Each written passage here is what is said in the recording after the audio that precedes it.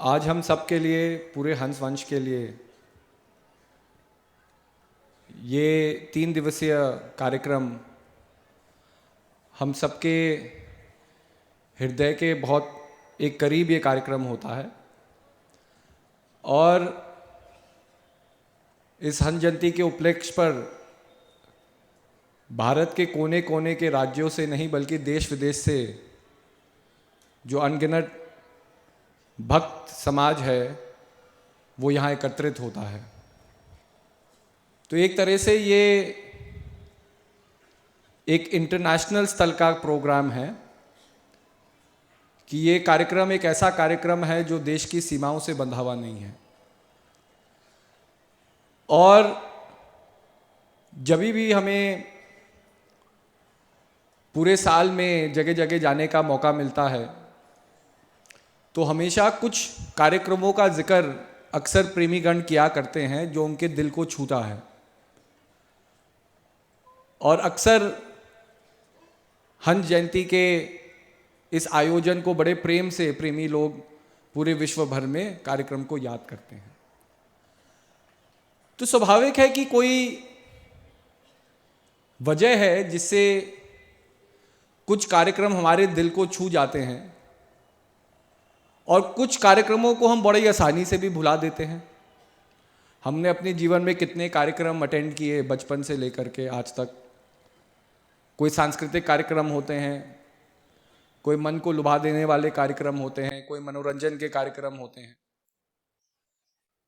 लेकिन कोई एक ऐसा कार्यक्रम होता है जहां पर आकर के हम लोगों को अपने जीवन की दिशा और दशा बदलने का प्रेरणा मिले, जहां पर हम आकर के एक पॉजिटिव चेंज अपने अंदर पा सके।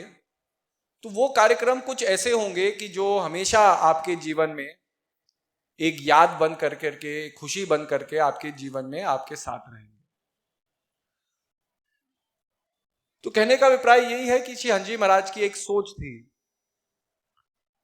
और उनका एक नजरिया था कि आने वाले समय में आदमी बहुत सी ऊंचाइयों को प्राप्त कर सकता है, बहुत से अनेक अनेक आविष्कार कर सकता है। साइंस और टेक्नोलॉजी से हम एक आधुनिक जगत में प्रवेश कर रहे हैं और समय के साथ करते ही रहते हैं। लेकिन श्री हंस जी महाराज ये भी जानते थे कि अगर एक आदमी अपने अंदर संयम ना पा सके, अपने मन का संयम ना पा सके, तो जो भी भारी तौर से हम ये उन्नति प्राप्त कर रहे हैं ये उन्नति खोखली रहेगी। क्योंकि आप देखिए कि देश विदेश में अनेकों वैज्ञानिक है जो दिन रात क्या संघर्ष कर रहे हैं। दिन रात ये संघर्ष कर रहे हैं कि मानवता का दुख दर्द कम हो।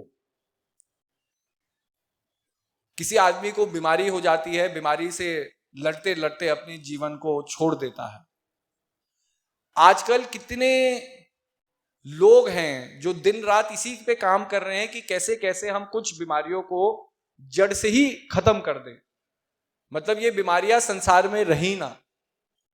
और उसके लिए कितने बड़े बड़े अभियान, अंतरराष्ट्रीय अभियान चलाए जाते हैं, लोगों को शिक्षित करने का प्रयास किया जाता है। और जब एक विश्व भर में एक सोच बनती है कि नहीं हमें इन चीज से लड़ना चाहिए, तब जाकर के सारे देश की सरकारें मिल करके उस अभियान को का सहयोग करती है और परिवर्तन होता है। एक समय था कि काउ पॉक्स और चिकन पॉक्स करके बहुत बड़ी बीमारियां थी और ये इतनी बीमारियां थी कि जब ये फैलती थी ये एक महामारी बन करके फैल जाती थी और बहुत लोग इससे प्रभावित होते थे। लेकिन जब वैक्सीन्स बनाई गई, जब दवाइयां ऐसी ढूंढी गई कि जिस दवाइयों को लेकर के बीमारियां आपके ऊपर सरेगी नहीं, तो आज स्मॉल पॉक्स बीमारी संसार में है ही नहीं। मतलब उसको जड़ से इतना हटा दिया कि केवल अब वैज्ञानिक प्रयोगशाला में ही उस बीमारी को रखा जाता है उसके ऊपर स्टडी करने के लिए। वरना आपको ये कभी केस नहीं सुनने को मिलेगा आज कि किसी को स्मॉल पॉक्स हो गया। आप डेंगू सुन लेंगे, चिकनगुनिया सुन लेंगे, जो नई नई बीमारियां निकल रही उसके बारे में सुन लेंगे, लेकिन कभी आप मेडिकल हिस्ट्री में ये नहीं जानेंगे किसी को स्मॉल पॉक्स हो। तो आज कैंसर जैसी बड़ी बड़ी बीमारियां हैं जिसके ऊपर अनेकों रिसर्च हो रही है कि जड़ से इस बीमारी का समाधान हो और आदमी कभी इससे पीड़ित ना हो। ऐसे ही कितने वैज्ञानिक हैं जो हमारे जीवन और सरल हो, सुगम हो, उसके लिए प्रयास कर रहे हैं।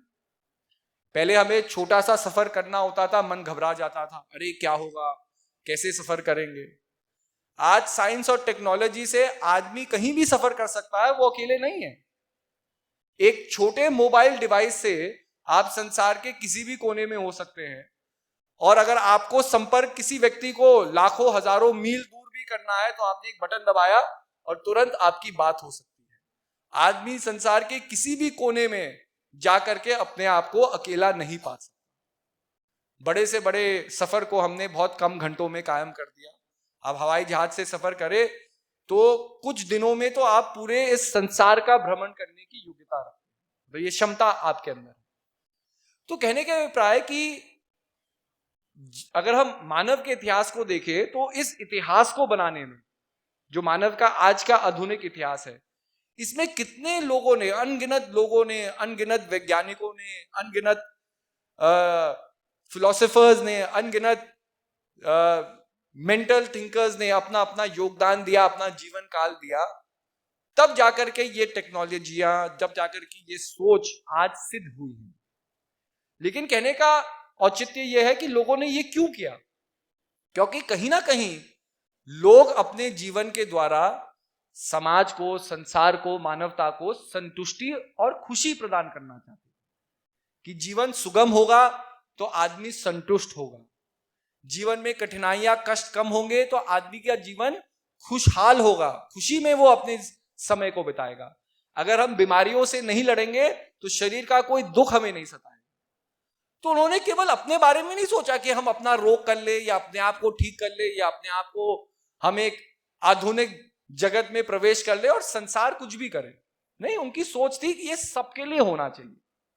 लेकिन आज क्या है, इतनी आधुनिक साइंस और टेक्नोलॉजी के बाद भी हम ये नहीं देख रहे हैं कि मानवता का दुख कम हो रहा है। जैसे जैसे हम एक स्तर पर हम संसारिक प्रगति को प्राप्त कर रहे हैं, संसारी उन्नति को प्राप्त कर रहे हैं, वहां हम ये भी देख रहे हैं कि कैसे आज का जो जीवन है वो कितना अशांत होता चले जा रहा है, पल पल भर में अशांत होता चले जा रहा है। अब मैं आपको हमारे ही जीवन का उदाहरण देता हूं, ये कोई हमें इतिहास को टटोलने की बात नहीं। जब हम ही लोग छोटे थे तो खेलने का क्या माध्यम था? दिन में स्कूल खत्म हो जाता था, लोग घर आते थे, अपना होमवर्क कर लेते थे, और होमवर्क जल्दी खत्म करने का यही मकसद था कि जितनी जल्दी होमवर्क खत्म होगा हम उतनी जल्दी अपने दोस्तों के साथ जाकर के बाहर खेल सकते। तो जैसे ही सब होमवर्क खत्म हो जाता था, सब दोस्तों एक दूसरे को बुलाते थे और कहीं जाकर के खेलते थे।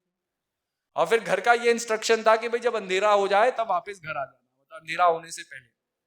तो लोगों का नियम था कि जैसे ही स्ट्रीट लाइट जलने लगती थी तब लोग अपने घरों का रास्ता तय करने लगते थे कि भाई अब अंधेरा होने। आज आप आधुनिक जो मॉडर्न वर्ल्ड है इसके बच्चों को उठा करके देखो, कितने बच्चे हैं जिनके माता पिता ही कहेंगे अरे बाहर मत जाओ खेलने के लिए, एक्सपोजर मत करो, बाहर गंदगी है, बाहर प्रदूषण है, बाहर जाओगे खेलोगे कुछ हो जाएगा, धूप में मत खेलो। तो हमने एक खुशहाल जीवन को पहले ही रिस्ट्रिक्ट कर दिया। मतलब बच्चे का जो काम है कि हम बाहर जाकर के खेले, प्रकृति के बीच में खेले, तो प्रकृति से तो आपने ही अपने बच्चे को विमुख कर दिया जब उसे चार दीवारी में आप बंद रख रहे हैं। और आज खेलने का माध्यम क्या हो गया? एक कंप्यूटर स्क्रीन हो गया। आप अपने बच्चे को अपना मोबाइल फोन दे दीजिए, आपको वो घंटों परेशान नहीं करेगा। आपको चैन मिल गया कि भाई हम घंटा सो, 2 घंटा सो ले, खाना आराम से बना ले, कोई तंग करने को नहीं। लेकिन अपने चैन के लिए आप ये नहीं देख रहे कि उस बच्चे की आदत क्या आगे जाकर के बनेगी। एक समय आएगा कि बच्चा केवल मोबाइल फोन के अलावा और किसी चीज को, किसी और मनोरंजन को वो जानेगा ही नहीं। कभी ये नहीं जानेगा कि दो दोस्त मिल करके बात भी कर सकते हैं। और आज ये हम देख रहे हैं कि कोई टेक्नोलॉजी आती है तो ठीक है, उसके बहुत लाभकारी गुण हमें देखने को मिलते हैं। फोन आ गया तो फोन से क्या हुआ कि हम कभी अकेले नहीं है, कभी किसी कठिनाइयां में तुरंत अपनों से संपर्क कर सकते हैं। ठीक है, ये एक प्लस पॉइंट है। लेकिन नेगेटिव पॉइंट क्या है? आज आप कहीं भी चले जाइए, 4 दोस्त बैठे होंगे, अगर बहुत दिनों बाद भी मिले होंगे तो 2 मिनट तो मिल करके एक दूसरे का हालचाल पूछ लेंगे। फिर चारों लोगों की मुंडी नीचे होगी, अपने फोनों पे होगी, और कोई इधर मैसेज कर रहा है, कोई उधर मैसेज कर रहा है। मतलब साथ रहते हुए भी हम एक दूसरे को जान नहीं पा रहे हैं, क्योंकि एक अलग सी दुनिया हमने बना दी, एक अपनी दुनिया हमने बना दी, और उस दुनिया के अंदर हम सोचते हैं कि वो दुनिया ज्यादा महत्वपूर्ण है। तो कहने का अभिप्राय यही है कि एक तरह से हम संसार में, हमारे अंदर योग्यता है बहुत सी अच्छी अच्छी चीज को पाने की, लेकिन अगर उस सोच का सदुपयोग हम ना कर सके तो कहीं कहीं क्या होता है कि वही सोच हमारे ऊपर एक दुर्प्रभाव बनाने लगती है। तो मेरा कहने का मतलब यही है कि श्री हंजी महाराज ने यह पहले ही जान लिया था कि सबसे पहले अगर हम जीवन में संतुष्टि या खुशी चाहते हैं तो आदमी का अपना संतुलन ठीक होना चाहिए, अपना जो मन का मॉरल कंपस है वो ठीक होना चाहिए। अगर वो परफेक्ट नहीं है तब अपनी इनपरफेक्शन से ही हम संसार को देखेंगे। तो कहने का अभिप्राय है, महान पुरुष समझाते हैं कि आप सबके अंदर, हम सबके अंदर एक बहुत सुंदर जीवन को पूरा करने की योग्यता है, लेकिन हम अपने जीवन को सुंदर इसलिए नहीं बना पा रहे हैं क्योंकि हमने अपने मन को संकीर्णताओं में बांध दिया। अब जब तक इन संकीर्णताओं से हम परे नहीं होंगे, हम इनसे विमुख नहीं होंगे, जब तक हम इनका काट अपने आप से नहीं करेंगे, तब तक क्या होगा, ये चीजें एक साया बन करके, एक परछाई बन करके हमेशा हमारे उस सुंदर जीवन पे कोई ना कोई प्रभाव डालती रहेगी। तो महान पुरुष कहते हैं कि जब हम नाम सुमिरन से धीरे धीरे वासनाओं से विमुख होते हैं, परे होते हैं, तब जाकर के हम वो सही निर्णय ले सकते हैं जो हमारे जीवन को बदलने की शक्ति रखता है। तो मेरा यही कहना है कि हम लोग एक मकसद को लेकर के आए हैं और उस मकसद को हम अपने जीवन में ना भूलिए। और जरूरी नहीं कि इस ग्राउंड में हम उस मकसद को याद रखें। आप लोग जब यहाँ आते हैं, यहाँ से अपने घरों की ओर भी जाएंगे, और हर एक व्यक्ति के अंदर एक ताकत है, और सबसे बड़ी ताकत क्या है कि आप अपने जीवन के कर्मों से किसी और के जीवन को छू सकते हैं। ये बहुत बड़ी ताकत है, और ये कोई नहीं है कि आप स्कूल में जाकर के इस ताकत को सीख सकते हैं। हर एक व्यक्ति के अंदर, चाहे वो पढ़ा लिखा हो, चाहे वो अनपढ़ हो, चाहे वो बहुत आधुनिक जगत में रहता हो, चाहे वो एक साधारण गांव में रहता हो, चाहे आपने अपने मेहनत से बहुत प्रतिष्ठा प्राप्त की या कोई आपको संसार में जानने वाला नहीं, इससे कोई फर्क नहीं पड़ता। अगर आपके अंदर समाज को कुछ देने की एक भावना है तो आप अपने जीवन के संस्कारों से और लोगों के जीवन में अगाध परिवर्तन ला सकते हैं। और अगर देखा जाए तो आप भी अगर आज यहां बैठे हैं तो यहां कैसे बैठे हैं, जरा सोचिए। हम सब लोग संसार में थे, कोई भटका हुआ था, कोई अभिमानी था, कोई अहंकारी था, कोई किसी ना किसी रूप में यही सोचता था कि मुझे ही सब कुछ पता है और किसी को कुछ पता ही नहीं। लेकिन कहीं ना कहीं, चाहे छोटी अवस्था में, चाहे वृद्ध अवस्था में, चाहे आपके यौवन में, आपका किसी ना किसी एक ऐसे शख्स से मुलाकात हुआ होगा जिसको देख करके आपका मन, आपका संसार पूरा हिल गया होगा। आपने सोचा कि भाई ऐसे भी व्यक्ति होते हैं, और फिर जब उनसे आपने प्रेरणा प्राप्त की तो धीरे धीरे आपका इस दरबार में आना हुआ, महात्मा बाइयों से संगत हुई, और धीरे धीरे जब महात्मा बाई से संगत हुई और प्रेमी लोगों से संगत हुई तो हमें एक दिशा मिली कि अगर हम भी इन संस्कारों को अपनाएंगे तो हम भी अपने आप को इस मंजिल पर पाएंगे।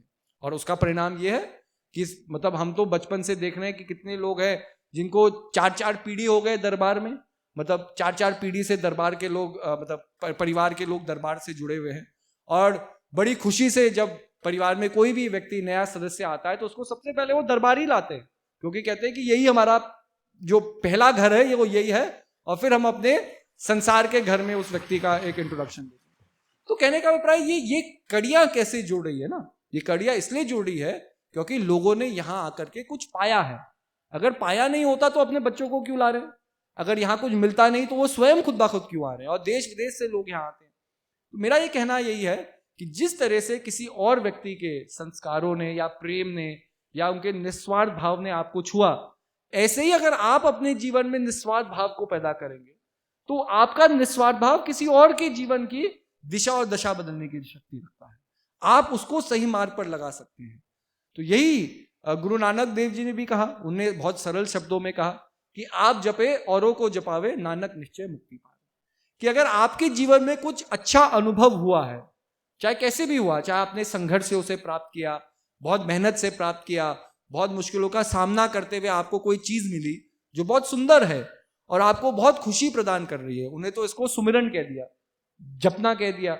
लेकिन अगर कोई एक ऐसा अभाव है आपके जीवन में जो आपको अनंत खुशी प्रदान कर रहा है, आनंद प्रदान कर रहा है, तो उसको केवल अपने लिए ना रखे, क्योंकि वो एक संकीर्ण भाव है। आप जपे औरों को जपावे, वो खुशी को दूसरे लोगों के जीवन में भी प्रदान करना सीखो। और अगर आप ये कर सकते हो तो नानक निश्चय मुक्ति पावे। अगर आप अपने जीवन की खुशी किसी और में बांट सकते हो तो आपका कल्याण का मार्ग सुरक्षित है। तो यही चीज है कि आज हमें महान पुरुषों के जीवनी से, उनके वचनों से सीखना है। और सबसे पहला जो सीख है वो अपने जीवन से सीखना है। आपका जीवन अपने आप आपको बहुत प्रेरणा देगा, आगे बहुत सीखें देगा। और देखो जीवन की कितनी कड़ियां है, आप कितने छोटे छोटे संघर्षों से गुजरते हैं। तो जीवन में संघर्ष क्यों आते हैं? क्योंकि जीवन की लड़ाइयां अब बढ़ेगी, जैसे जैसे उम्र बढ़ेगी आपको और बड़ी लड़ाइयां लड़नी है। और अगर जीवन आपको तैयार ना करे छोटी से छोटी मुश्किलों का सामना करने में, तो बड़ी से बड़ी मुश्किलों का सामना करने में हमारा कोई साहस नहीं है।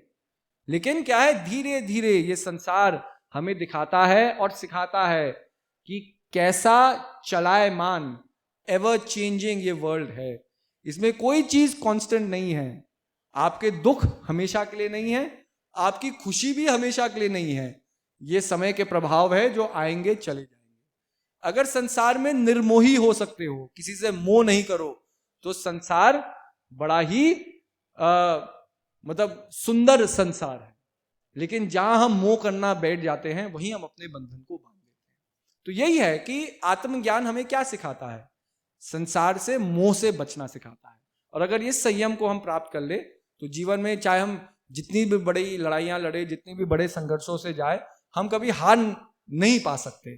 क्योंकि अगर मन संभला हुआ है तो जीवन में हमारा जीवन हमेशा संभला रहेगा। और मन को हम नहीं संभाल पाए तो भाई एक पल की चीज होती है, एक पल में हम बहुत बड़े संत बन सकते हैं और एक ही पल में हम बहुत बड़े चोर भी बन सकते हैं। अपने आप से ही चोरी करेंगे, अपने आप से ही झूठ बोलेंगे, तो क्या है, अपने आप के अंदर कोई प्राप्ति नहीं पाएंगे। तो यही महान पुरुष समझाते हैं कि खूब भजन सुमिरन करो और अच्छे संस्कारों से अपने जीवन को जीना सीखो। और अच्छे संस्कारों संसार में बांटना भी सीखो। अगर आपको कोई अच्छी चीज मिली है तो उसको संसार में जाकर के बांटो। और अगर हम ये कर सकते हैं तो जरूर हम अपने देश को और दुनिया को बदलने की क्षमता रखते हैं। तो